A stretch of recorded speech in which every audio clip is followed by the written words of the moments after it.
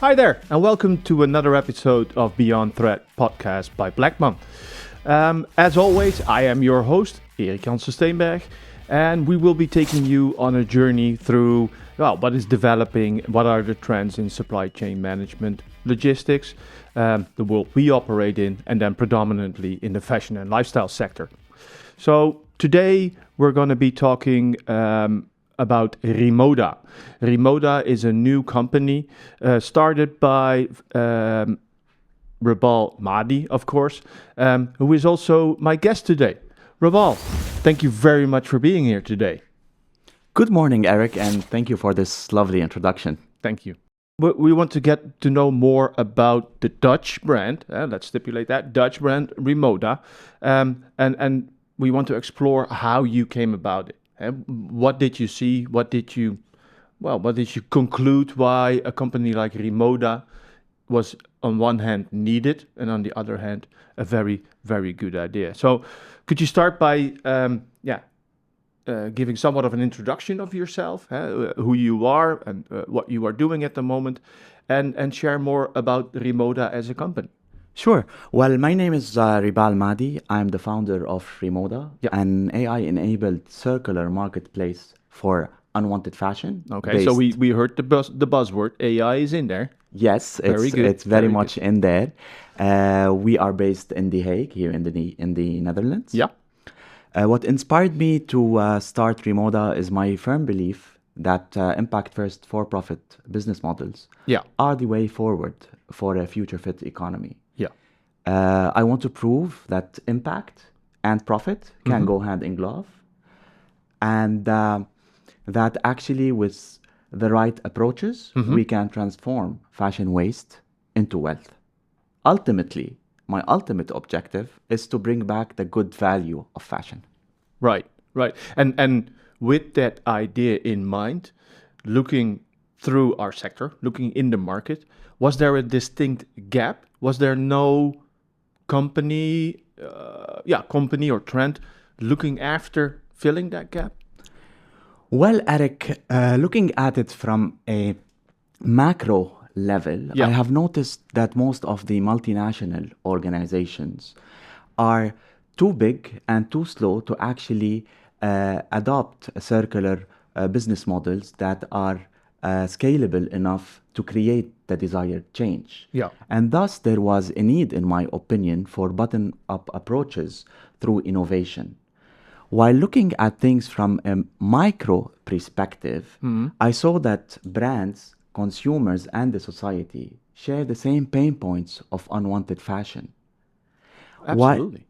While our current linear models are based on exchanging value, I found an opportunity here to create a new circular closed-loop model based on sharing value between brands, consumers, and the society. And this is how I came up with Rimoda. And that is, of course, a different approach than what we have been seeing so far. But with all due respect, starting a new business, it's kind of gutsy. It takes a lot of stamina. And if we look at the brands that, for instance, Bleckmann works with, they are around for decades, not centuries, decades, have a lot of expertise in-house. So what was the point that you were convinced that the solution, the service that you had in mind was actually viable? That's the tricky part.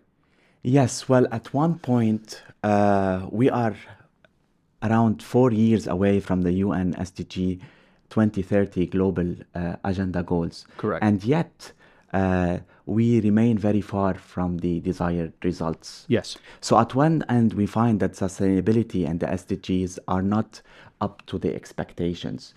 Probably because the SDGs are telling us what we should do. Yes. Here comes circularity, in my opinion, that provides practical implications. It actually tells us how we can achieve that. Yes. So this stems from my own perspective that circularity and circular fashion business models could actually bridge this gap and help us achieve our sustainability goals.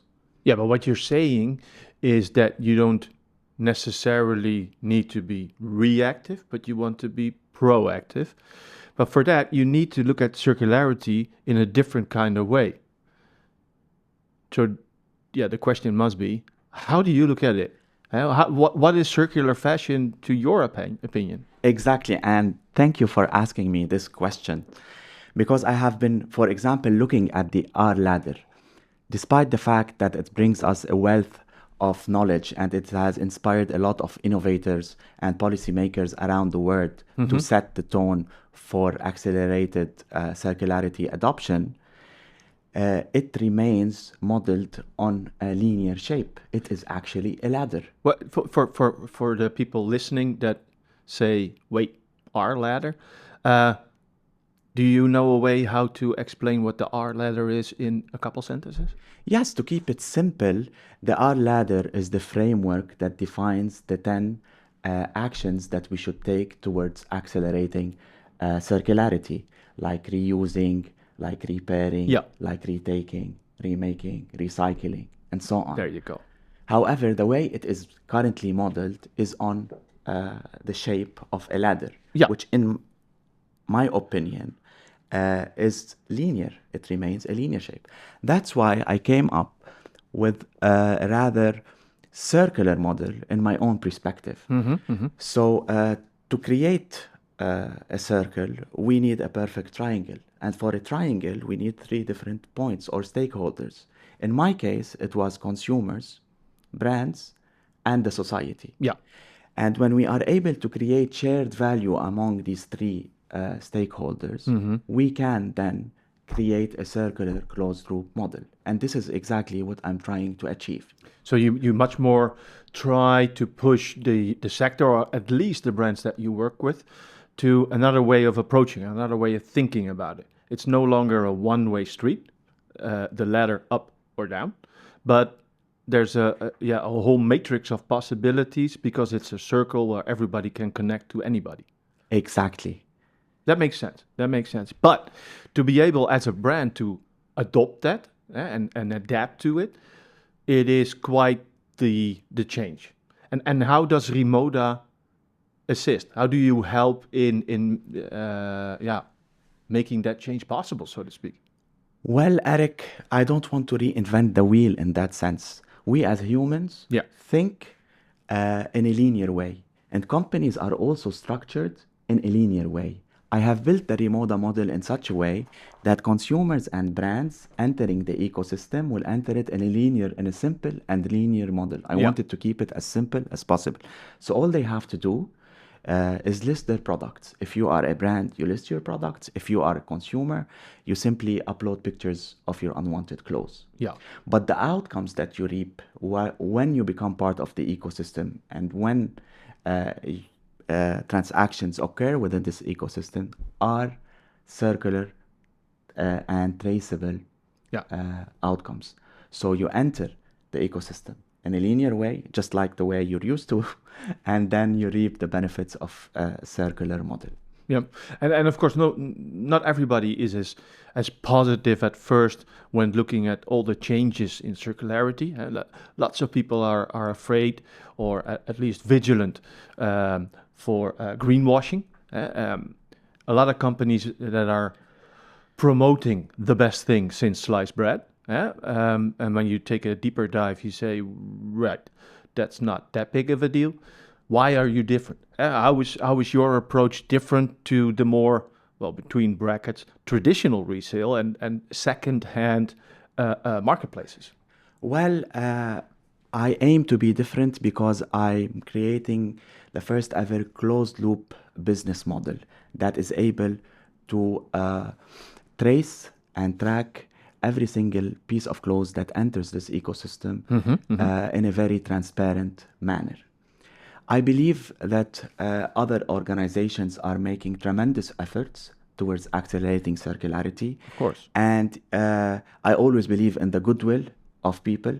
So even at sometimes when they are not able to achieve their goals, it does not necessarily mean that they are aiming for greenwashing. Maybe they are missing some points or not doing enough or failing to really achieve circularity although they might have the full intention to do so. Yeah. So if you look at the current e-commerce platforms, for example, that are mainly peer-to-peer platforms, they are mainly focusing on extending product life cycles through reusing.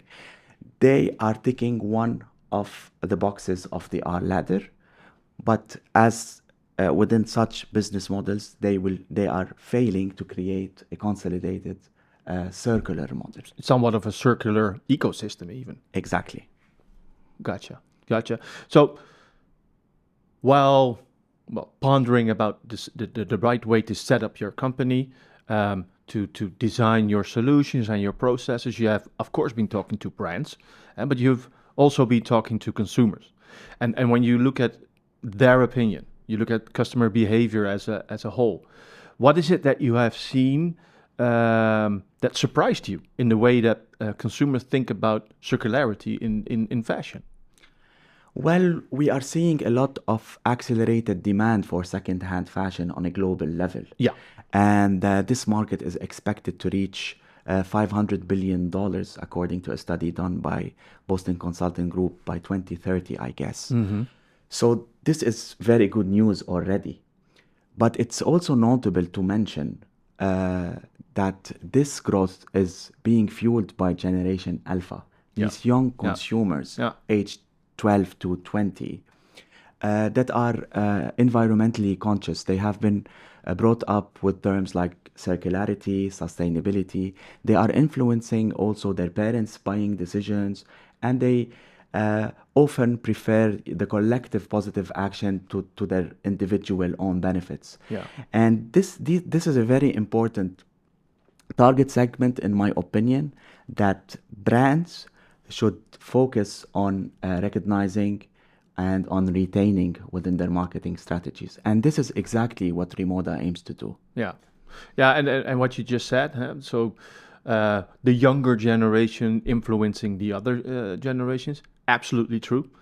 My kids are 17 and 19, and since they were young teenager, they indeed have been influencing me in how I approach buying fashion. But as a family as a whole, they get more and more say and influence me. So yeah, I think you're right. And is that also what you see in the communities, consumer behaving, shaping the future of circularity, or is it the other way around? Yes, of course. So the future of circularity is going to be based on this collaboration between communities and consumers. Yeah. And here we can refer, for example, to the Netherlands as a case, as a country. I think that the Netherlands is a pioneer in promoting the shared economy between the communities and consumers, where the municipalities play a very big role in promoting circular business models, for example. Yeah.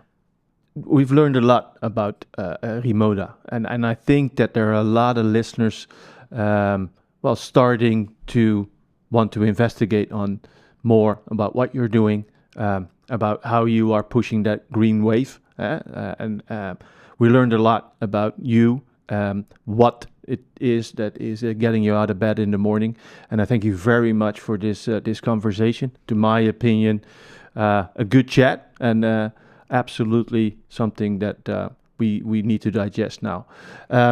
So for you, the listeners, the viewers, we have been talking to Ribal, and we now know more about Rimoda. Part 2 will be more about the partnership of Rimoda and Bleckmann. How have we helped Ribal in designing his processes and making them a reality?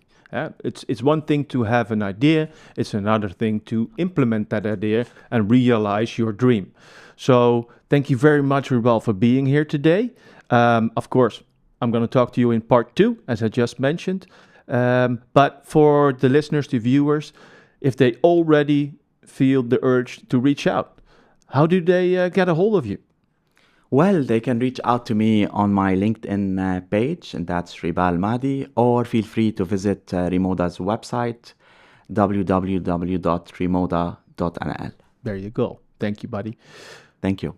Thank you, everybody, for being here today, and make sure that you tune in for part 2.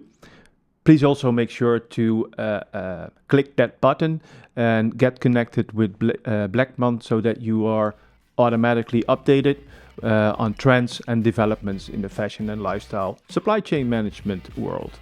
Thank you again. Talk soon.